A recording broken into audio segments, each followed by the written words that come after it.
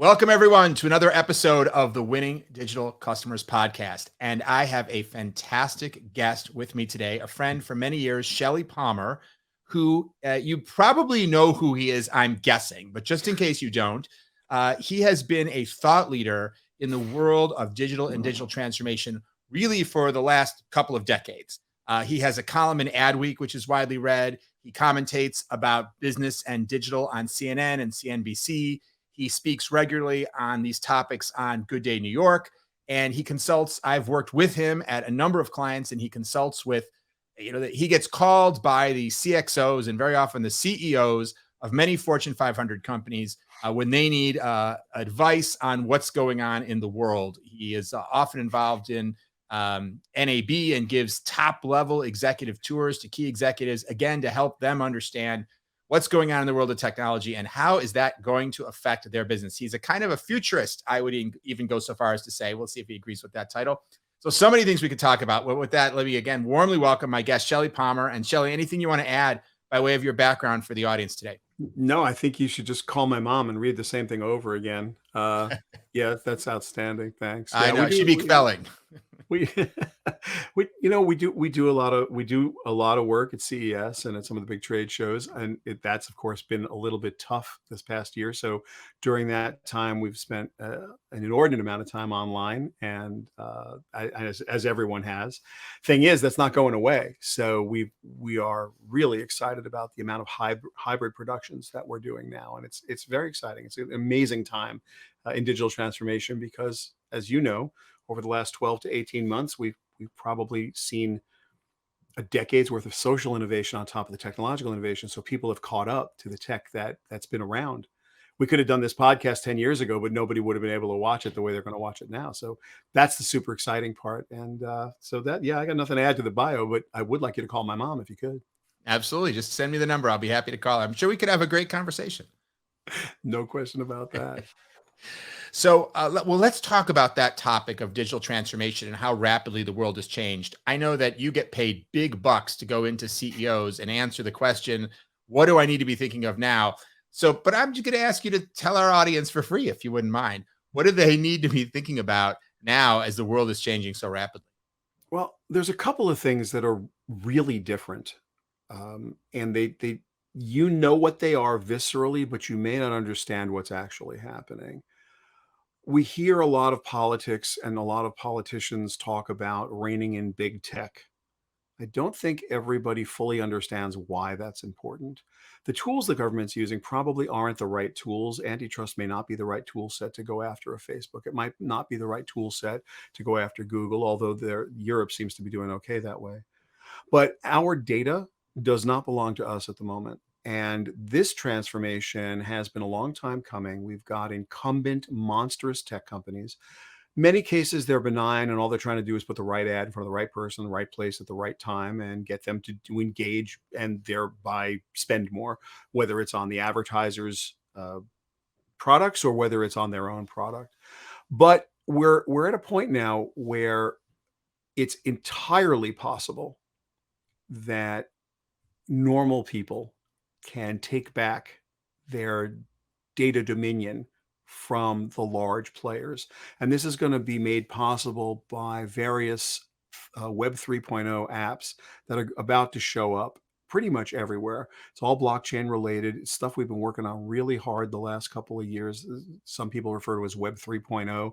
But that transformation, and it's not one technology, Howard, that's bringing this together. It's this incredible sentiment, this will of the people that says, look, we have been abused from a data perspective, and we need our rights back. And you saw it in Europe with GDPR. In China, they do it differently, right? In China, it's the rule of law is the government gets all the data. Here in the United States, all of our data is concentrated in a dozen companies. And that's got to stop. And people know it has to stop. And the tools to make it stop are happening now. And that's the transformation that is coming. And I think it's going to come way faster than most people think it will. Certainly people in business who rely on that data have to know that there are forces afoot that are going to change the way you turn data into action. And if you don't have a lot of first party connections and a lot of ways to accumulate that data yourself, you're probably on the wrong end of the history. Yeah, so I can see the potential benefits to the consumer to theoretically have more control over their data, but I worry, and as somebody who works with a lot of businesses on how to reach customers, and some of the companies we work with are giants and titans, and others are more middle market.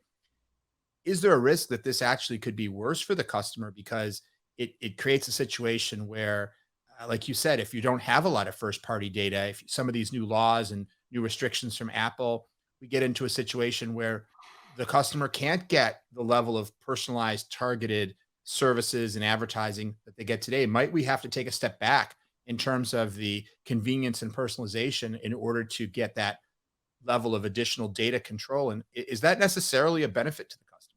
So, of all of the things that may go wrong, that's the least worrisome. The reason being that a smart marketer knows that I will give you $10 off for every $100 you spend is going to beat I'll give you 20% off of whatever, because no one can do the percentage calculation in their head and everyone knows what 10 bucks is. It's like giving you the more you buy, the more you save is all coupon is always going to work. And even in the broadest audience, the danger is that because we're not allowed to ask certain questions because of various regulations about, and you can use as a proxy for my argument, what you can and can't ask in an employment interview. Just leave it there. There's certain questions you can ask and certain questions you can't ask, and everyone in business knows what they are, and I don't need to re-articulate them here. But I can't ask those questions, and so I need a proxy. I have to have a proxy. So what proxy do I use? I might use your credit score, which I ask for. I might use your zip code because where you live might tell me something about what the propensity you have to be from what kind of family or what ethnicity you might be, though I can't ask those questions.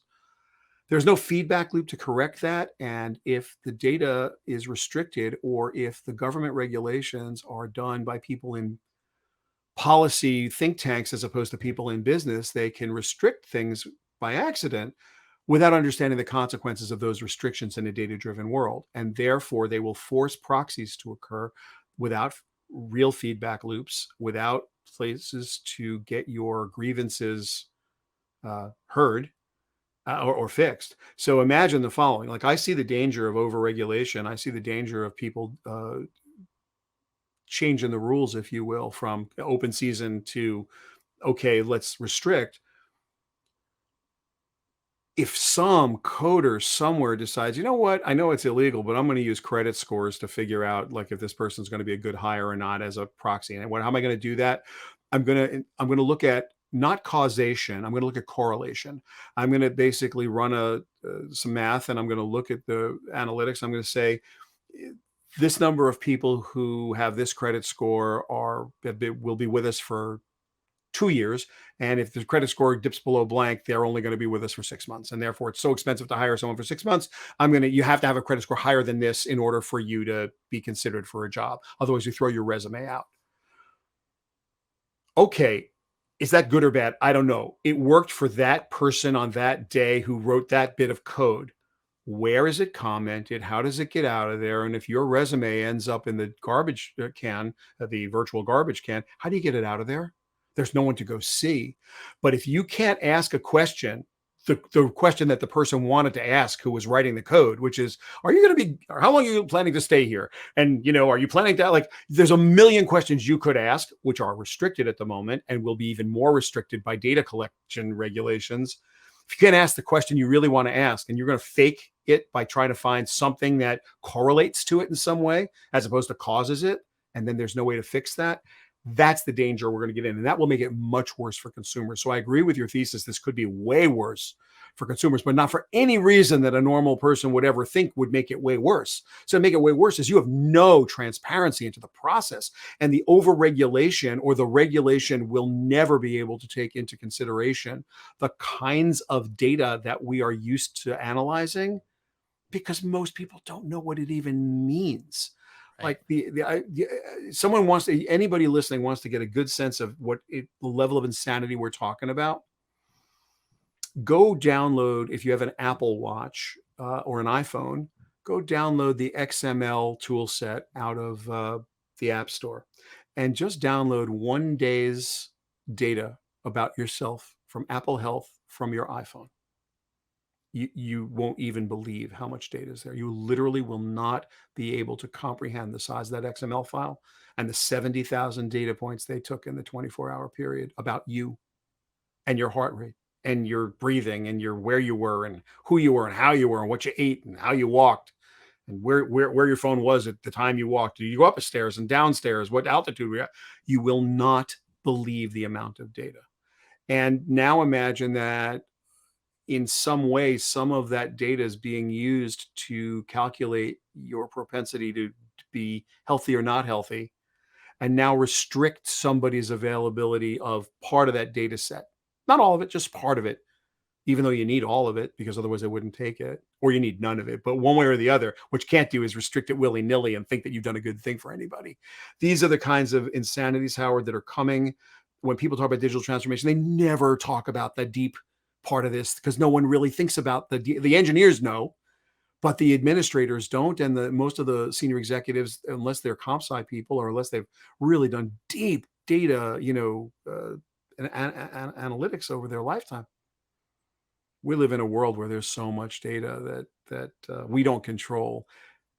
It's crazy. It's a very interesting problem because if we restrict the data too much, then we potentially lose some of the benefits. But I hear what you're saying that it becomes scary to think how our data might be used. It makes me think, the earliest computers, they just did whatever we told them to. We'd say add these two numbers together, it would.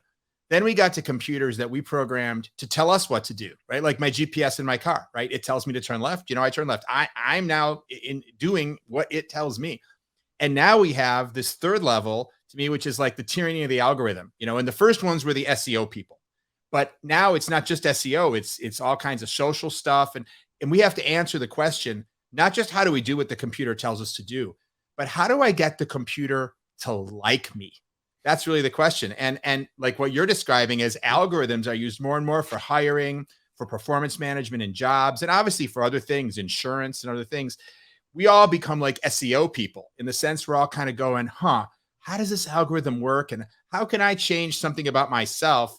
And it just scares me because I think of like the Terminator, or something, a world where we are beholden to our computer overlords. Obviously, on the one hand, that's a bit absurd, but when we all start spending more of our time and attention trying to figure out how to get algorithms to like us, you got to wonder, like, have we traveled farther than we thought? It's that not only is that not absurd, it's factual. If you are on Microsoft Teams for work and you work in the United States, 100% of what you do on Microsoft Teams is owned by your employer.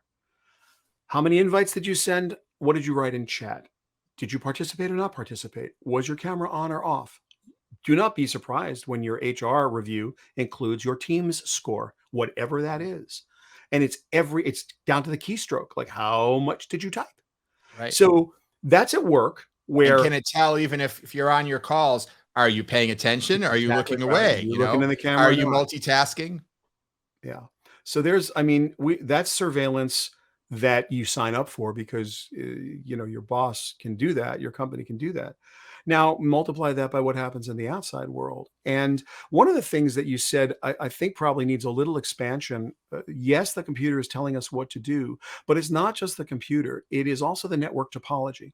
So like, if you think about Waze, you're talking about where the computer telling you where to go, right? If you think about Waze, right now, it's doing its best to save you a couple of minutes. And it's got one goal, right? It's told, find the shortest route, find the least amount of traffic, get me there. Well, that's because it's a beneficial tool set at the moment, and we believe it's trying to do the best. If I wanted to delay or change traffic patterns, if the algorithm decides it would save group C 5 minutes if I delayed group B by 1 minute and group A by 2 minutes, and someone's in an ambulance in group B. Now, yes, for the algorithm, it makes total sense to delay those groups in order to, there's enough traffic and it knows. but it's not taking into consideration anything that might be consequence of that other than its one and only goal, which is to save you time. And so we think we can control these algorithms as simple as they may be. Wow, I just want to save everybody as much time as possible. We're always assuming it's just going to route you to the fastest route. But there's enough people on ways where it can divert enough people where it will actually change what's going on the road, right? And so that is a different level of we're following the computer. That is a different level. Yeah, you have free will, but not if you turned on Waze and you trust it to give you the shortest route. Mm. At what cost? At whose cost? And there isn't a decision made by an algorithm that doesn't have a set of consequences that work that way. People just don't necessarily come to that conclusion until they're on the wrong end of it. It's a great point. And it's like if we think about what happened to Google, version one of Google was just show you the most relevant results. Version two of Google was show you the most relevant results. But before that, we're going to tell you about the ones that paid us. Imagine you open a new mall and you tell Waze, I'll pay you money to divert traffic to go down the street where my mall is because I want more walk-in traffic. Or, I mean, you can think Yeah. of all I mean like, that's insidious, but it's obvious. And as you know, Howard, more than as well as I do, I mean, your amazing book about digital customers, Google's not a search engine. It's a very highly tuned advertising engine, and search is the bait it uses to lure you in. They translate your intention into wealth by getting you to click on stuff. And if it doesn't get you to click, it doesn't go on Google. So Google is nothing. The search only has to be as better than Bing, better than Brave. It doesn't have to be any better than that, just to keep you on Google. They're not a search engine. They've never been a search engine. They have been an advertising optimization engine for the last 20 years. And by the way, they're the best in the world at it. What, 160 billion a year? I mean, some number like that. They're the best in the world at it. But you can't call that a search engine because at this point, they don't deliver your the search results you're looking for. They deliver the things that enrich their shareholders. And they're not even bashful about it. They're not even trying to, it's not even an infomercial anymore. I just tell you, here it is. This is the click on this. We make money. mm-hmm, mm-hmm. That's what it is. Yeah. Well, scary times. What are the things? What should companies be doing about it? Are there certain technologies or certain approaches to digital? You've always been somebody who's been kind of a harbinger of, hey guys, this is where we need to be looking next. This is where the puck is going. I know you and I have talked a lot about blockchain recently. What do you think are the key kind of components of if you've been kind of following a path over the last few years? I think, okay, obviously mobile apps, probably some conversational commerce, perhaps. These are sort of some of the mainstream chatbots. What's next? You were talking about some of these things when they weren't necessarily on the top of everyone's mind. You were placing them there. Where do you think companies need to be thinking about over the next few years? What should be people looking at what should people be looking at right now with their R&D teams? Efficiency, productivity in ways that are empowered by pattern matching and algorithmic tools, RPA, and all of that robotic process automation, all of the things that go along with that. There's a lot of legacy systems that literally can't be transformed. You you need to rebuild them or buy a company that does what it does. Like you can't because you just can't change what these things are. Not in the context of running a business. And so the, increasing productivity and efficiency, I think this is a perfect time. A lot of companies through COVID and the pandemic did spend a lot of time evaluating what do our workers do? What does a hybrid workforce look like? What are our work from home policies going to be? How do we enrich their lives and enrich our community? And, what are the human costs of doing business? And it's some of the best of they've obviously we had a tremendous amount of awareness about diversity and inclusion. I think that's critically important, and it's part of a larger idea, which is this holistic view of my employees as a true asset, human capital, as opposed to a human resource, where people are incredibly valuable and they are the organization. And so I think the most innovation that the innovation we should be concentrating on the most is giving people the tools they need to be productive in the way that they need to be productive for the organization. There's a lot of goodness in there. And I've seen small inklings, again, much of it brought on by the pandemic, but small inklings across our entire roster of clients where they're going to work from home 3 days a week or 4 days a week. They're going, but they're the reason they didn't want to come back to the office to begin with was that they're actually better set up at home right? They've got better broadband. They have a better computer. They're a quiet space that's not in an open plan environment. Like they literally will be more productive from home than they will in the office. That can't be. So if I'm thinking about transformation, if I'm thinking about innovation, I've got to look at my office space. I've got to look at the way that what tools what are the tooling that I'm giving to my crowd? Am I working with in a SaaS model? Can I onboard a computer in just a couple seconds? Do I need a day with IT to like format a computer for somebody? What's the way that I can allow people to best interface so I get the most out of my people? Because people are the most expensive thing, period, in any business. Like great talent costs you the most because it's worth the most, and you can't hamstring the talent now. And so we're working with most of our clients on what is a hybrid meeting, what kind of video production tools do you need, what kind of audio production tools you need, how do you make the people at home not feel like second class citizens, how do you make those teams as productive or more productive than they used to be, and how can you then do the best possible job for your customers in the same exact way, because the tools are all exactly the same. This becomes part of recruiting. It becomes cultural. These are the transformations that we didn't think we were going to have to make 3 years ago, 2.5 years ago, that are really clearly now. So and there may not be obvious because we're all coming back and everyone's so excited to be back, Howard. Like I'm so stoked to go to restaurants and to parties and and I'm not wearing a mask because I'm fully vaccinated. Mostly everybody else is fully vaccinated. And even if they're not, I'm vaccinated. So I don't really care. I mean, I'm Right. not in danger. They may be in danger. I'm not. And I feel sad for people who are in this other political camp where they feel like, there's some political reason that they wouldn't want to get a vaccine but one way or the other, this time is exuberant for many because we're back and it's fun to be back. A lot of the companies that we work with are losing sight of the very important lessons from the last 18 months. Yeah, we're back right now, but we're not better prepared to be back than we were. And so some of our organizations are redoing the floor plans. They're redoing the technological installs. They are redoing what does it mean to take a meeting? What is a meeting supposed to be? Who needs to be there and how? Just because we love to innovate technology, which is what we do. We love to innovate. Oh, we have a brand new algorithm. We have a brand new way to collect data. We have a new tool. Like some of the most important innovation that is going to happen this year is social innovation and innovation that ordinarily it's workflow and process.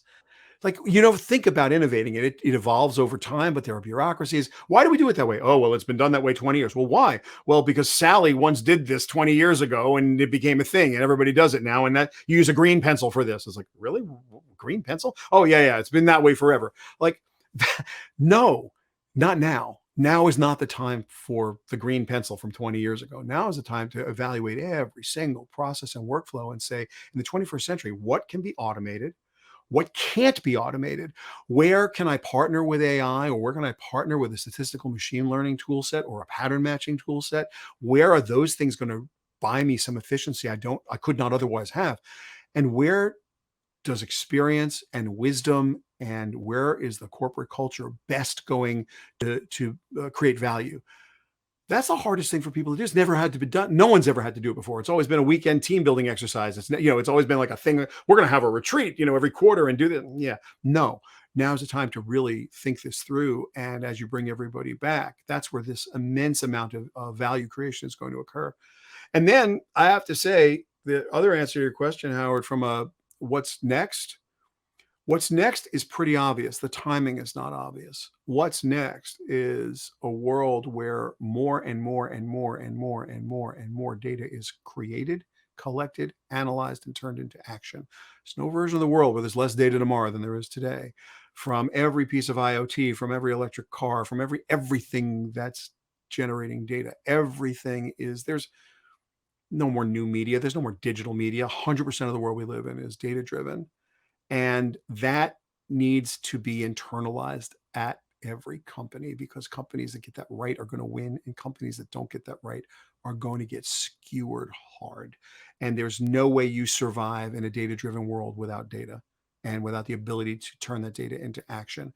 And however you need to do that, whether it doesn't matter if it's blockchain or smoke signals, It really doesn't. It doesn't matter if it's carrier pigeons or location data off a phone.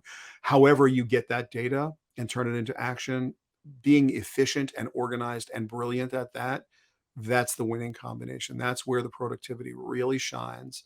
And there's no getting around that. There's just no getting around it. So this is the boring part of the innovation time. We don't have quantum computers yet. We don't have augmented reality eyeglasses replacing our handsets, or there's no whiz bang cool new toy to play with.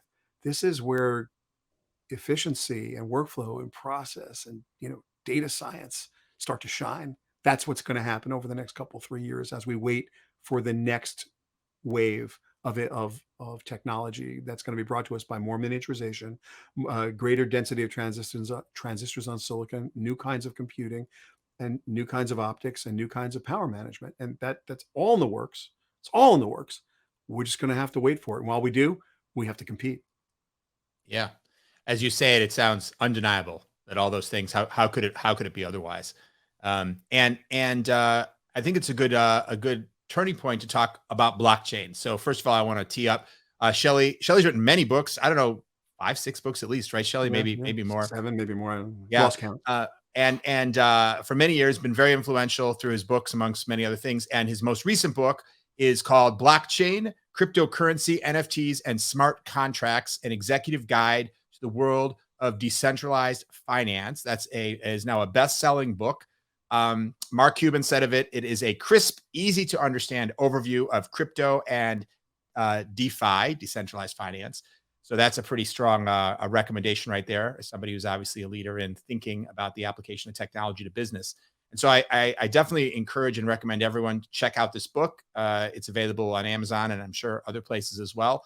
And I'd like to just ask you to talk a little about, Shelly. One of the things when I heard you speak about blockchain, it really got my wheels spinning, because for a lot of people, I think blockchain kind of equals Bitcoin. I think it came about from Bitcoin and now all other alternative payment systems. And what I really took from some of the remarks I heard you speak about recently was that, yes, while this is an important application, it's so much more. So for our audience who may not even want to admit that they're not totally clear on what the hell blockchain actually is, other than a cool buzzword, would you give them an overview of what it is, and what do you think they need to be thinking about it in terms of where there might be business applications? Sure. So blockchain is analogous. Any blockchain, there are many of them. There's a Bitcoin blockchain, there's the Ethereum blockchain, there are hundreds of other blockchains. There's nothing unique about one over the other. They all work exactly the same way conceptually, although they're technologically very different. And in many cases, there are newer technology blockchains and older technology blockchains. Bitcoin is on the oldest of the blockchains. It's on the original blockchain. Um, you can think of a blockchain as a block of granite that you write on. Big block of granite. And there's some things about blocks of granite and writing on blocks of granite that are important to understand. First of all, um, blocks of granite last forever. You write something, you carve it in stone. It literally is carved in stone. So we were looking at carvings from 3,000 years ago. They're easy to read. So that's one thing. It's kind of forever. Two, um, the you can always tell if someone's altered something written in stone. It's really easy to tell that something's been altered. And also, blocks of stone do not care what you write on them. They don't. They have no interest in or ability to care. So blockchain is exactly like that. It's immutable, meaning it's going to be around forever, theoretically. Um, it it is very, very easy, instantly easy to tell the blockchain's been altered. So fraud is instantly obvious. And the blockchain does not care what you write on it. And that's contrary to the popular myth that because something's on a blockchain, it helps you with truth or whatever. No, it doesn't do any of that. If you put a lie on the blockchain, it's just forever. So what goes on a blockchain is immutable. It's not necessarily true. It's just going to be there and it's verified by everyone. So you have a lie that's verified by everyone. It's the same as having the truth verified by everybody. Whatever goes on a blockchain is immutable, meaning it's just there forever. And you can tell if it's been altered. So you know if it's fraudulent, which means that for a coin like Bitcoin, it's great because you know a coin is real or a coin is fake. That's important. Or a transaction is real or a transaction is fake. That's easy to tell. So that's a blockchain. But the blockchain is not the interesting part of all this. It's part of it, but it's and you can read online how blockchains work if you're so inclined. There are many, many, many good explanations. I have one in my little book, but that's simple. but there are plenty of demos online. So a couple of really good videos also online. If you like Three Blue, One Brown on YouTube, there's a great blockchain video there. They explain it beautifully. But the other part of this that's much more interesting is smart contracts. And smart contracts are just like normal contracts. They're the same. The difference is that a smart contract can be digitally satisfied, and when the terms and conditions of the contract are met digitally, then something can happen automatically. And so you're actually building a contract that functions automatically. That might be something as simple as uh, I'm going to complete a sale, and when the sale is complete, the buyer pays cryptocurrency in. When that crypto arrives, it's split up. 80% goes to the seller, 10% goes to the agent, and 10% goes to the original owner as a royalty. That could be the smart contract. And then every subsequent sale forever and ever and ever, whenever that smart contract receives money and its ownership changes, it triggers those payments, and they're automatic. You don't have to worry about it. So how amazing is that for a royalty? How amazing is that for a ticket broker? How fantastic is that for the estate of Picasso if they could have an NFT or a smart contract around the sale? So Also, maybe you don't need a lawyer, you don't need escrow, you don't need a bunch of people in a conference room. You just say this is automatically happening whenever money comes into this, it automatically gets divided this way. Or once I record that I've sent you this money, then you have to sell me your house. There's you no don't way have I to. So can give you the money and then you take the money and say, not that you would ever do this, Shelly, but no, I'm not going to give you my house. Instead, you, it's like, nope, we've got a contract. Once I've sent the money, you can't stop the house from coming back to you. That's right. What happens is the deed is transferred. Like in a smart contract with a house deed, the deed would be transferred to the new name as soon as the money was received and And so the verified that the money had been contract received. is written in granite as well as the things you move Yes, around. Is that right? So once we know that's the contract's in granite, then once I write in granite that I've sent you the money, I automatically get your house, and then that's automatically written in granite too. that's right. And so there are some things about this that are really important. Now, every business model will not benefit from blockchain or smart contracts, but many will. In fact, there are the whole world of decentralized finance, or DeFi, um, is based on this idea that you have people that don't necessarily know or trust each other that want to do business, and this is a tool set that empowers that to happen. It's very good for uh, a lot of new businesses that have yet to exist. It's not, and it's also good to cost cut. For example, we just use titles as an idea. You might use it for music royalties. There's a big business in NFTs right now that's a little hard to understand. People are not really getting how you can sell something that to somebody that you can easily download online for free. And I think that is a valid question, and those are valid criticisms of the current NFT marketplace. All NFTs are smart contracts.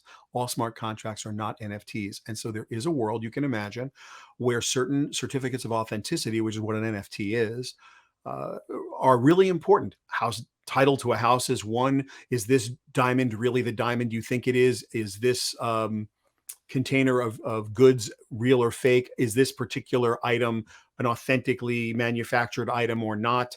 There are a lot of reasons why you might want to have an immutable ledger that is distributed and transparent. There's another giant myth of blockchain. While we're at it, that blockchain is somehow totally anonymous, that a Bitcoin transaction is anonymous. That couldn't be farther from the truth.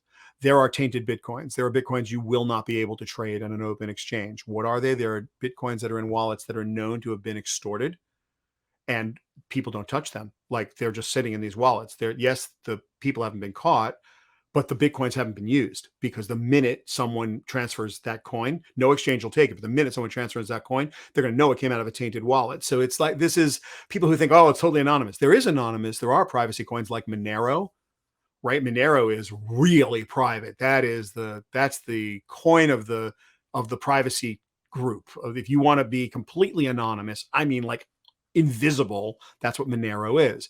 There are a lot of people trying to make that not true, and of course everyone at Monero is trying to keep it true. So that's an arms race at the moment.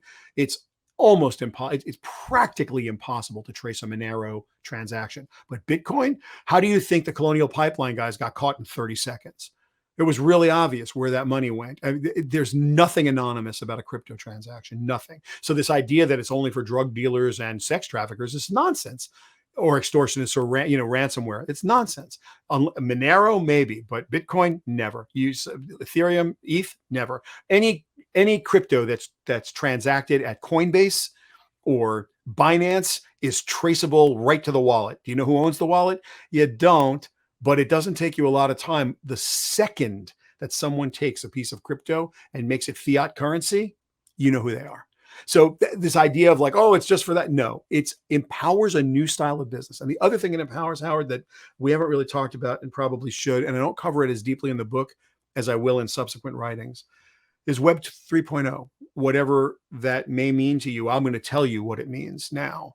Web 1.0 was static web pages viewed on TCP/IP through a browser. That's mid 90s. A decade later, we have the Web 2.0, the web we're on right now. You've got dynamic websites, audio and video streaming. It's the world we live in right now. Web 3.0 is different from Web 2.0 in the following way. In a Web 2.0 environment, you use a URL, a uniform resource locator, to find a website. And that is a very specific address. And that address probably takes you to Amazon or a hosting service somewhere, or maybe your own servers on your own iron. It may be, but mostly it's taking you to an address that's known.